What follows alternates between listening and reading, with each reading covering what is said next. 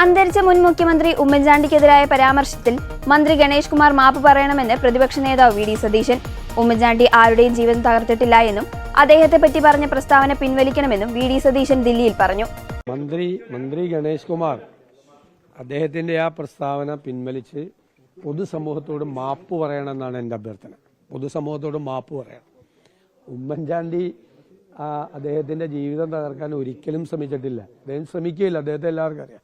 അദ്ദേഹം അത് കൂട്ടിച്ചേർക്കാനാണ് ശ്രമിച്ചത്. അത് വളരെ നന്നായിട്ട് അറിയാവുന്ന ഒരാളാണ് അന്ന് മന്ത്രിയായിരുന്ന ശ്രീ ഷിബു ബേബി ജോൺ. അദ്ദേഹത്തിന്റെ ഭാര്യ, ഞാൻ ഈ കുടുംബ വിഷയം പറയാൻ എനിക്ക് യാതൊരു താല്പര്യമില്ല, നിങ്ങൾ ചോദിച്ചുകൊണ്ടാണ്, ഉമ്മൻചാണ്ടിയെ പറഞ്ഞുകൊണ്ടാണ്. അദ്ദേഹത്തിന്റെ ഭാര്യ തന്നെ മാധ്യമങ്ങളോട് പറഞ്ഞിട്ടുണ്ട് എന്താണ് സംഭവം ഉണ്ടായത്. ദേവി, ഇത് കുടുംബ പ്രശ്നങ്ങൾ ചർച്ച ചെയ്യാൻ ഞങ്ങൾക്കും ആഗ്രഹമില്ല. ഞാൻ ഒട്ടും ആഗ്രഹിക്കുന്ന ആളല്ല. അദ്ദേഹമായിട്ട് അങ്ങനെ വ്യക്തിപരമായ ഒരു അഭിപ്രായ വ്യത്യാസം ഒന്നുള്ള ഒരാളല്ല. പക്ഷെ അദ്ദേഹം ഉമ്മൻചാണ്ടിക്കെതിരായി നടത്തിയ പ്രസ്താവന പിൻവലിച്ച് മാപ്പ് പറയാം.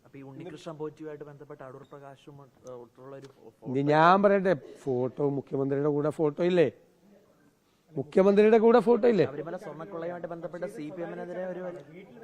ഞാൻ മുഖ്യമന്ത്രി അദ്ദേഹത്തിന്റെ നിയോജകമണ്ഡലത്തിൽപ്പെട്ട ഒരാളല്ല. അന്ന് കള്ളനല്ലല്ലോ ഇയാള്. അത് എനിക്കറിയില്ല. അത് അദ്ദേഹത്തോട് നിങ്ങൾ ചോദിച്ചാൽ അദ്ദേഹം അതിന്റെ ഡീറ്റെയിൽസ് പറഞ്ഞു തരും. അത് ഡീറ്റെയിൽസ് പരിചയം ഉണ്ടാവുമെന്നേ. കോൺഫറൻസിലുള്ള ഒരാളാണെങ്കിൽ പരിചയം ഉണ്ടാവും. പക്ഷെ ഈ സ്വർണ്ണക്കൊള്ളയായിട്ട് എന്താ അടൂർ പ്രകാശന്? ഇത് ഗവൺമെന്റ് ഭരിക്കുമ്പോൾ LDFന്റെ ദേവസ്വം ബോർഡ് ഉള്ളപ്പോൾ, LDF ഗവൺമെന്റ് ഉള്ളപ്പോൾ ശബരിമലയിൽ നടന്ന സ്വർണ്ണക്കൊള്ളയല്ലേ? അതിനെന്താ ബാക്കിയുള്ളവരെ കണക്ട് ചെയ്യുന്നത്? അവർക്ക് എന്താ ബന്ധമുള്ളത്? അല്ല, കടകംപള്ളി അന്ന് ദേവസ്വം മന്ത്രിയാണ്. ദേവസ്വം ബോർഡ് എന്ന് പറഞ്ഞാൽ പൊളിറ്റിക്കൽ അപ്പോയിന്റ്മെന്റ് ആണ്. ഇത്രയും പ്രധാനപ്പെട്ട ഒരു സംഭവം അവിടെ നടക്കുമ്പോൾ മന്ത്രി അറിഞ്ഞില്ല എന്ന് പറയാൻ പറ്റില്ല. മന്ത്രി അറിയണം എന്താണ് അവിടെ നടക്കുന്നതെന്ന്. മന്ത്രി അതൊന്നും എനിക്ക് അറിയത്തില്ല. അതെന്തെന്ന് കാര്യം സോണിയാഗാന്ധിയെ കാണാൻ പോയിരുന്നു.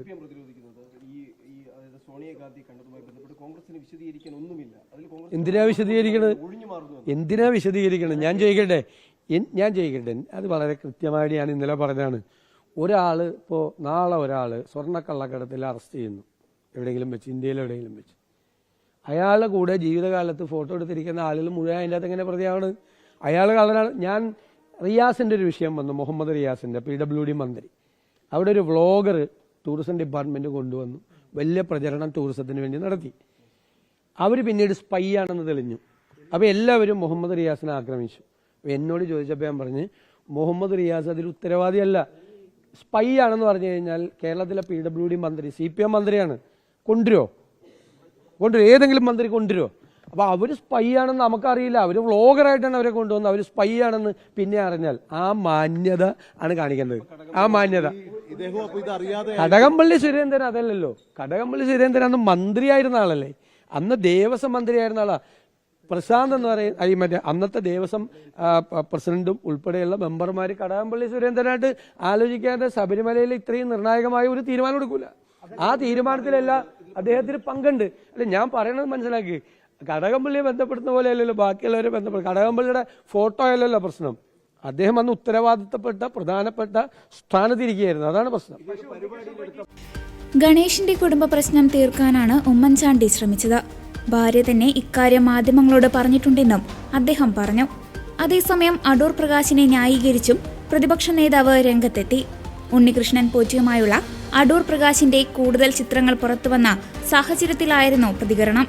മുഖ്യമന്ത്രി പോറ്റിക്കൊപ്പം നിന്നില്ലേ? മണ്ഡലത്തിലുള്ളയാളാകുമ്പോൾ പരിചയമുണ്ടാകുമെന്നായിരുന്നു VD സതീശന്റെ പ്രതികരണം.